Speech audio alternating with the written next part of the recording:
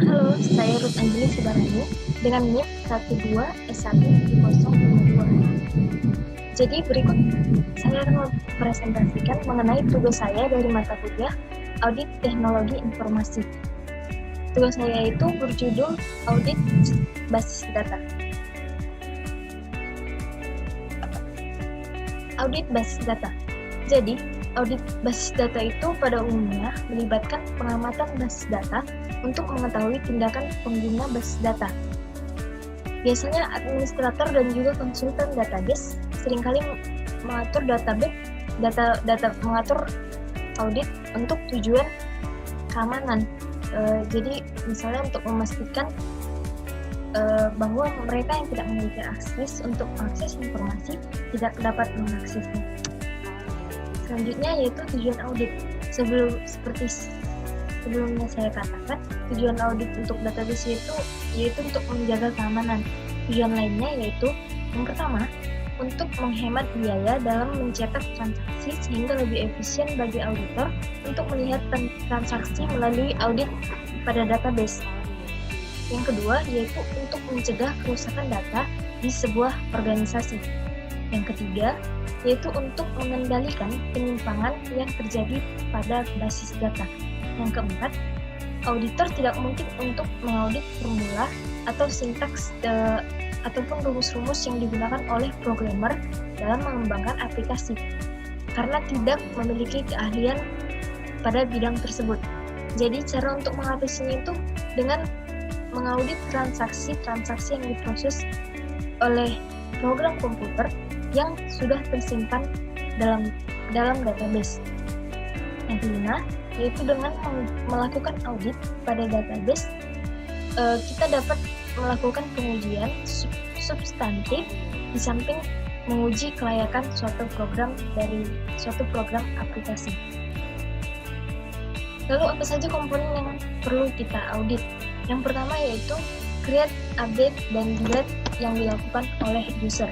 Jadi kegiatan tersebut perlu kita audit agar user yang melakukan create, update, dan delete tidak sembarangan untuk misalnya menambahkan data yang baru yang tidak relevan dengan suatu sistem atau menghapus data yang penting karena kelalaian dari user tersebut. Yang kedua yang perlu kita audit yaitu akses basis data. Jadi akses basis data seperti yang sudah pertama saya tadi katakan yaitu auditor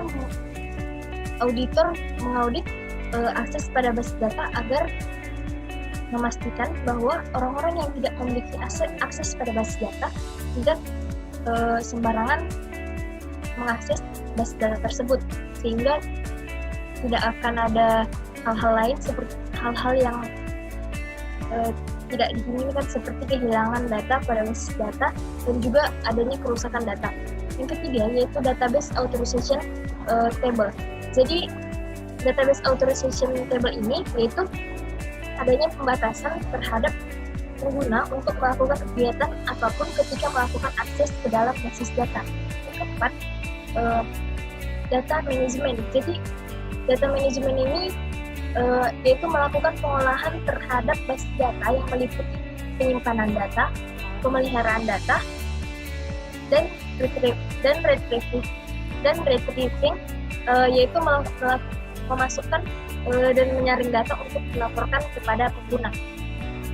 Kemudian yang kelima yaitu data encryption, yaitu memastikan data yang akan perlu kita audit untuk memastikan bahwa data tersebut benar dan dengan baik dienkripsi. Kemudian kita akan membahas risk assessment dan risk control atau strategi. Jadi yang pertama kita bahas pada create, update, delete by user. Jadi risk assessment itu apa saja? Yang pertama kita bisa lihat dari risk dan vulnerability.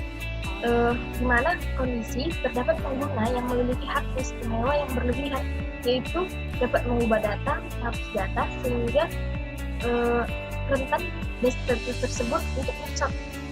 Misalnya ada user yang menambahkan data yang tidak relevan dengan basis data tersebut. Yang kedua, mengupdate padahal belum diperlukan. Yang ketiga yaitu mendelete, menghapus data yang diperlukan pada base data tersebut. Kemudian likelihood vulnerability. Jadi kemungkinan terjadinya kerentanan pemicu, dan kerentanan tersebut adalah dari skor 1 sampai 5 adalah 3. Kemudian yang kedua kita membahas mengenai risk control atau strategi. Jadi yang pertama yaitu prinsip hak istimewa. Jadi strategi yang pertama yaitu prinsip hak istimewa, yaitu meninjau hak pengguna untuk memastikan akses yang dilakukan sesuai dengan hak yang dimiliki oleh pengguna. Yang kedua, melakukan pengecekan terhadap izin, objek, dan sistem, yaitu dengan cara memeriksa user view atau akun pengguna yang mengakses basis data, memeriksa tampilan basis data, prosedur dan tabel serta izin untuk akses basis data. Kemudian kita akan membahas mengenai akses basis data. Jadi pada akses basis data ini terdapat risk assessment, itu bisa kita lihat dari threat dan vulnerability, di mana kondisi terdapat pengguna yang mengakses basis data dengan sembarangan. Jadi misalnya ada pengguna yang dia tidak memiliki izin untuk mengakses basis data tersebut, tapi dia tetap saja mengakses basis data tersebut tanpa izin, dan bisa jadi ada kemungkinan kerusakan pada data. Jadi likelihood vulnerability-nya itu kemungkinan terjadi kerentanan pemicu dan kerentanan tersebut dari skor 1 sampai 5 adalah 3. Kemudian kita akan membahas risk control atau strategi. Jadi dari risk control strategi ini, yang pertama kita itu akan meninjau hak pengguna untuk memastikan akses yang dilakukan sesuai dengan hak yang dimiliki oleh pengguna. Yang kedua yaitu kita akan melakukan pengecekan terhadap izin objek dan sistem, yaitu dengan cara memeriksa user view atau akun pengguna yang mengakses basis data. Kemudian yang selanjutnya kita akan membahas tentang komponen database authorization table. Pada komponen ini kita melihat risk assessment-nya itu yaitu dari threat and vulnerability-nya, di mana kondisi terdapat data yang hilang dikarenakan misconfiguration. Yang kedua, terdapat pengguna yang tidak bertanggung jawab, di mana dia melakukan akses terhadap basis data yang tidak bertanggung jawab. Misalnya dia mengakses dengan sembarangan, dia tidak memiliki izin, atau bisa saja dia mengakses tapi dia mengubah data yang seharusnya tidak perlu diubah. Yang ketiga yaitu aktivitas atau kegiatan yang terjadi di dalam basis data tidak terkontrol. Jadi bisa saja aksesnya itu tidak terkontrol, di mana seperti tadi adanya pengguna yang tidak memiliki akses tapi tetap mengakses basis data tersebut. Yang keempat, terdapat serangan terhadap basis data seperti SQL injection atau SQL queries. Kemudian likelihood vulnerability-nya itu kemungkinan pemicu dan kerentanan tersebut terjadi dari 1 sampai 5 adalah 2 sampai 3. Kemudian untuk risk control atau strategi. Jadi kita dapat melakukan strategi yang pertama yaitu kita melakukan kontrol melakukan backup data secara periodik dalam sebuah transaction log. Yang kedua, kita dapat melakukan pengontrolan terhadap aktivitas yang dilakukan dalam basis data. Yang ketiga, kita membuat standar untuk autentikasi SQL Server agar pengguna tidak sembarang lagi untuk masuk. Jadi kita memerlukan autentikasi untuk saat kita mengakses database tersebut. Yang keempat yaitu membuat perizinan terhadap akses basis data. Perizinan ini diperlukan agar tidak sembarangan lagi pengguna untuk mengakses basis data tersebut. Jadi harus memiliki izin dan juga autentikasi untuk mengakses suatu basis data. Kemudian apa saja rencana audit database? Jadi terdapat beberapa rencana audit database. Yang pertama yaitu audit akses dan autentikasi.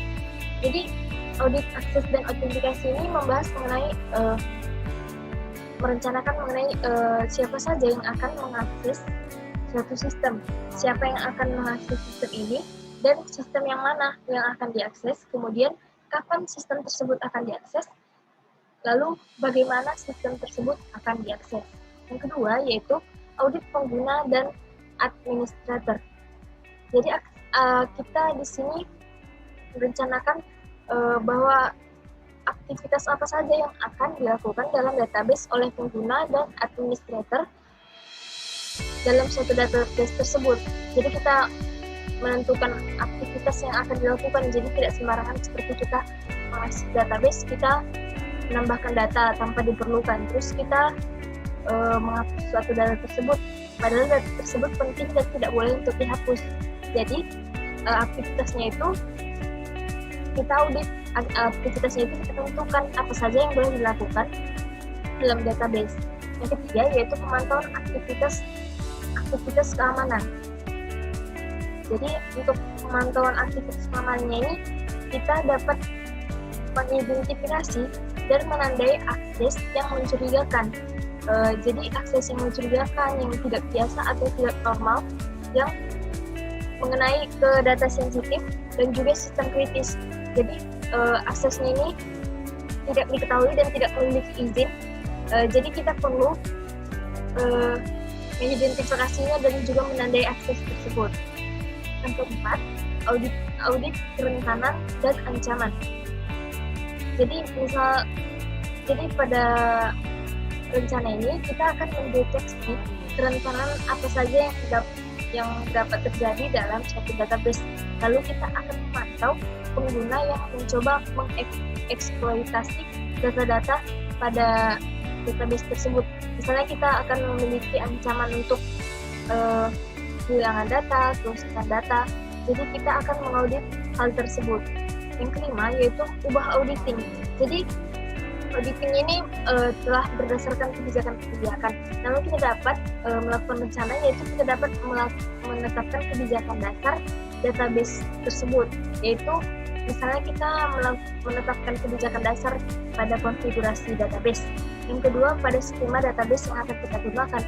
Kemudian perlu juga kebijakan dasar pada pengguna agar pengguna tahu dan paham aturan atau kebijakan apa saja yang dapat kita lakukan pada database tersebut. Yang keempat yaitu hak istimewa dan juga struktur yang didapatkan oleh pengguna. Hak istimewanya itu yaitu pengguna dapat mengubah data pada database tapi melalui perizinan. Yang kedua dapat juga mengupdate dan melalui perizinan dan juga menghapus data yang telah diizinkan dan memang tidak diperlukan.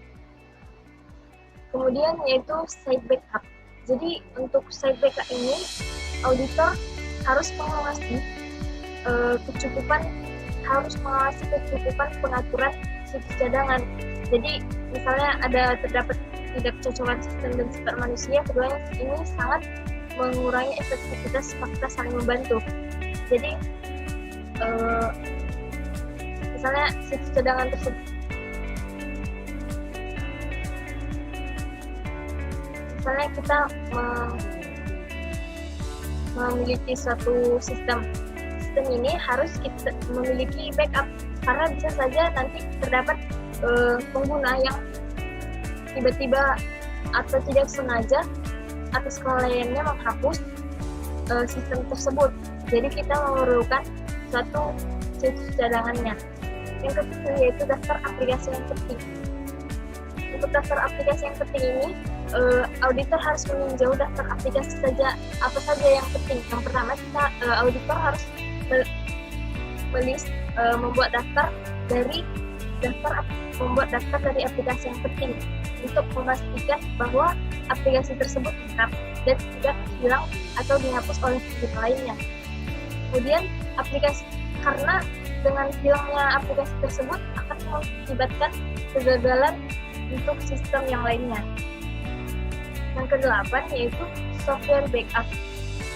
Jadi untuk software backup ini, auditor harus memverifikasi bahwa salinan dari aplikasi yang penting dan sistem operasi disimpan di luar situs, di mana software ini akan aman dan juga tidak akan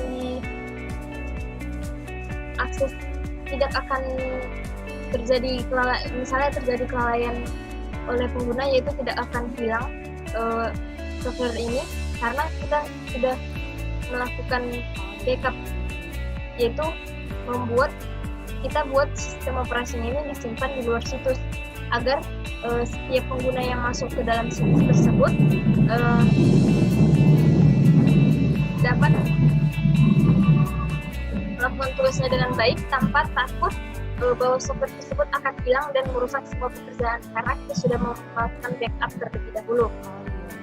Jadi demikianlah rencana audit database dan juga dari tugas saya yang saya presentasikan, yaitu audit basis data